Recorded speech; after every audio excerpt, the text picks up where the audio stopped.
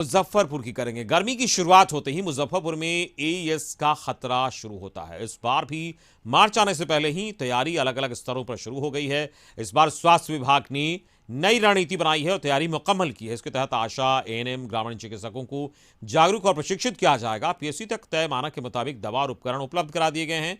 और जाने माने शिशु रोग विशेषज्ञ और डॉक्टर अरुण शाह फाउंडेशन के संस्थापक डॉक्टर अरुण शाह ने भी बताया कि इससे बचाव के लिए जानकारी बहुत जरूरी है। साथ ही उन्होंने कहा कि सबसे जरूरी यह है कि बच्चे किसी भी हालत में भूखे ना सोएं।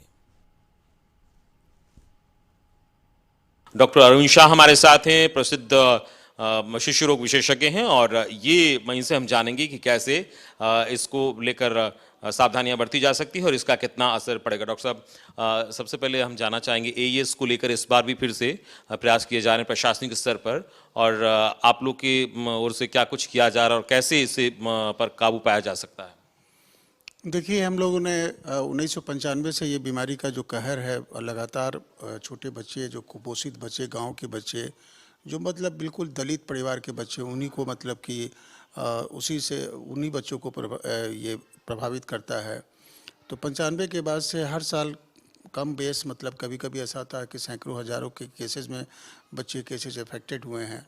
2012 में हम लोगों ने जो रिसर्च किया डॉक्टर जैकब जॉन के साथ, तो हम लोग इसी निष्कर्ष पर पहुँचे कि ये कुपोषण इसका मेन कारण है। और रात में बच्चा जो भूखे सो जाता है और दिन भर मतलब जो 3-4 महीना जो है मार्च के बाद से जून तक, जब तक बरसात नहीं होती तब तक वो जो भी मौसमी फल खाने से उसका वो ट्रिगरिंग फैक्टर है। पिछले बार ये जब हमारा जो शोध पत्र जो पब्लिश हुआ इंटरनेशनल जर्नल्स में, उसके बाद बिहार सरकार ने हम लोग को निमंत्रित किया और अपने एसओपी में, स्टैंडर्ड ऑपरेटिंग प्रोसीजर्स के गाइडलाइंस में ये शामिल कर दिया, जिसमें ये था कि बच्चों को रात में खिला के सुलाना है और बच्चे को आसपास में किसी भी तरह से कोई भी तरह का फल वल नहीं खिलाने के लिए कहा गया। साफ तौर पर जो गार्डियन हैं या फिर जो अभिभावक हैं कई बार अवेयर भी नहीं होते हैं। आप सिंपल तरीके से आप क्या कहना चाहेंगे, क्या संदेश देना चाहेंगे जिसको वो अपनाए तो ऐसी समस्याओं से बच सकते हैं? देखिए, जैसा कि नेशनल फैमिली हेल्थ सर्वे के हिसाब से अब अभी हमारे देश में 5 वर्ष के नीचे के बच्चे जो है 40% लोग कुपोषित हैं। तो अभी भी हमारे यहाँ कुपोषित बच्चे काफ़ी हैं। कुपोषण गरीबी से नहीं है, जानकारी के अभाव से है कि उस बच्चे को क्या खिलाना है, कब खिलाना है, 1 साल के बच्चे को क्या देना है, 2 साल के बच्चे को क्या देना है। ज़रूरी है कि कुपोषण के मामले में nutrition education, nutrition supplementation, nutrition rehabilitation होना चाहिए। हम लोग गांव-गांव में जाकर के अपनी गाड़ियां चलाते थे, बैनर, इसलिए बैनर्स हमारा लगा हुआ है, खुद जाकर एड्रेस करते थे, गांव वालों के बीच में कहते थे कि तुम लोग को ये सब सिंपल स्टेप लेना है जिसमें कि आपको एक पैसा भी खर्च नहीं करना है। सरकार द्वारा चलाए हुए जो मुहिम है उसके अनुसार आपको इंसेफ्लाइटिस का टीका दिलाइए, बाकी टीका की तरह, और घर में साफ़ सफाई रखिए। रात में बच्चे को ये सुनिश्चित करें कि जब वो थका हारा आए तो खाना खिला करके ही उसको सुलाने का है।